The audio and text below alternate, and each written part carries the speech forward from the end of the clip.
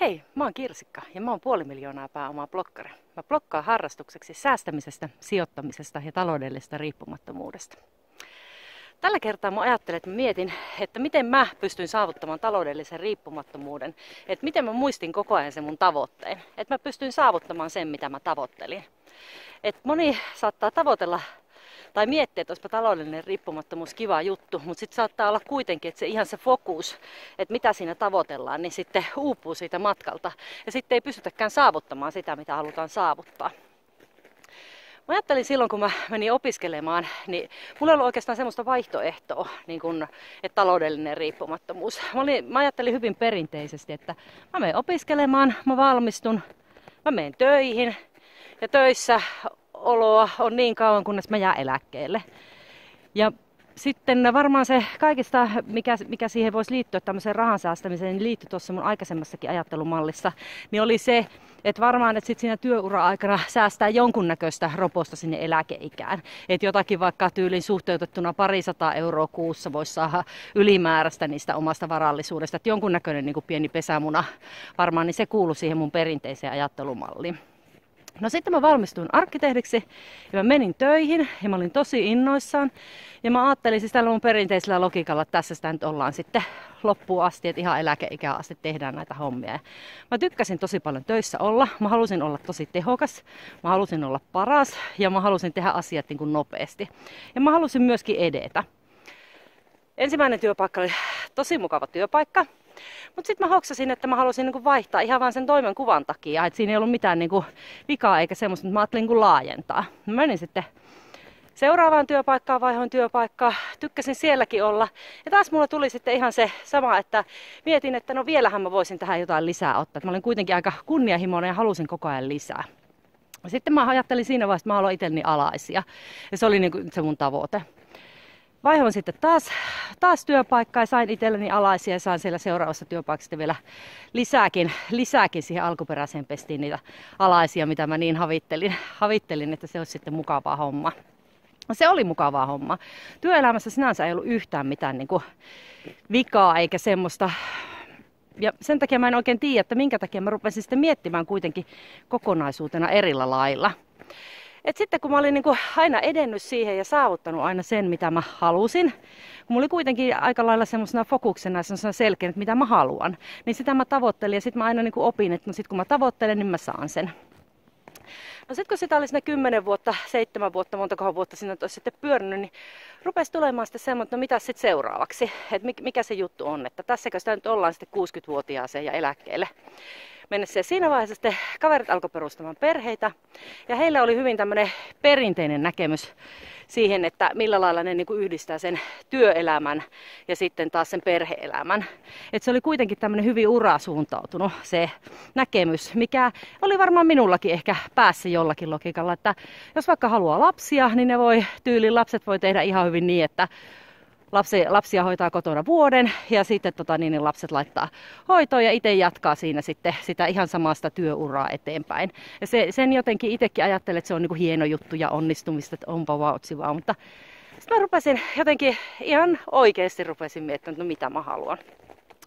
Ja mä mietin sitten, että no mä haluan, siis mulla on tavoite, että mä haluan itselleni suurperheen, mä haluan lapsia paljon, mä haluan olla kotiäiti. Ja siihen ajattelumaailmaan niin kuului se, että mä haluan jotain ja mä tavoittelen sitä, mitä mä haluan. Et siihen se ei kuulunut ollenkaan semmoista, että mä haluan olla tehokas uralla, että mä haluan vaikka, että mä oon kotiäitinä vähän aikaa ja mä menen sitten takaisin työelämään yhtä tehokkaana tai vielä tehokkaampana ja vielä tykitän siellä.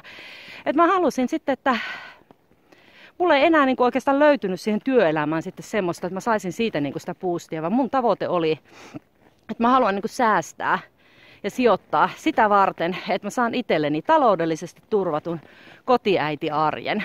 Että niinku talous voi olla turvallinen, vaikka mä haluan olla niiden lasten kanssa kotona, koska siitä nyt ei ihan hirveästi makseta, että lasten kanssa on kotona.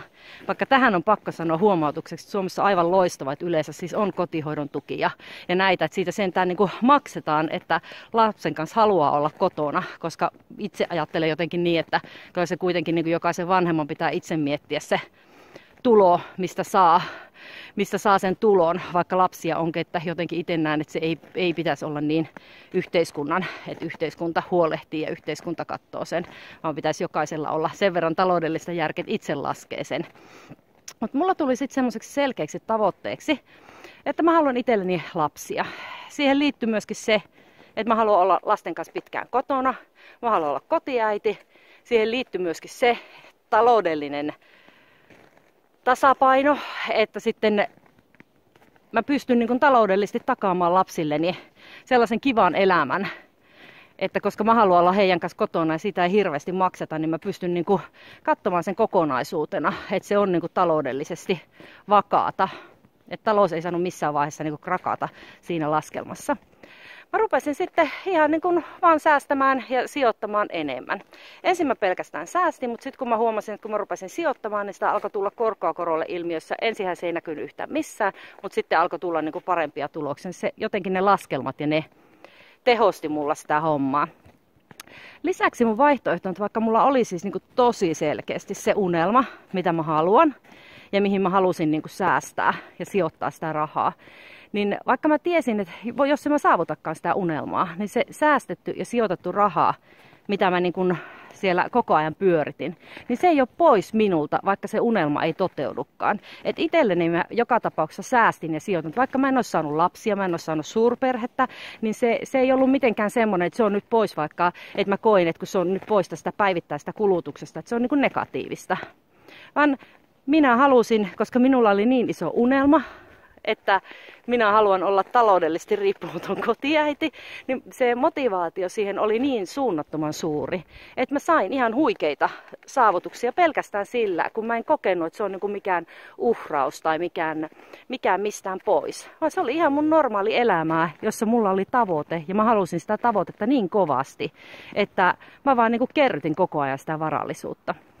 Ja lisäksi mä opin tuossa itse siinä matkan aikana, että mun tavoite muuttui koko ajan. Et ensin se oli ehkä vaan semmoinen niinku taloudellinen turva siellä takana. Sitten se alkoi olla ehkä semmoinen niinku enemmän vielä lisää sitä taloudellista. Ja loppujen lopuksi se oli täys taloudellinen riippumattomuus. Ja jopa niin, että pystyy niinku ihan taloudellisesti päättämään täysin, että missä asuu, tekeekö yhtään töitä. Mä teen tällä hetkellä siis 1 tunnin päivässä, arkipäivässä töitä, ja mä oon laskenut, että se on niinku oikein semmoinen luksushyvä mulle. Sitäkään en ole laskenut taloudellisesti, että miten teen tällä lailla, vaan se on vaan ihan, että on kiva, että kotiäitilläkin on jotakin tekemistä päiväaikana, muutakin kuin olla se kotiäiti ja niissä kotiäitiaskareissa.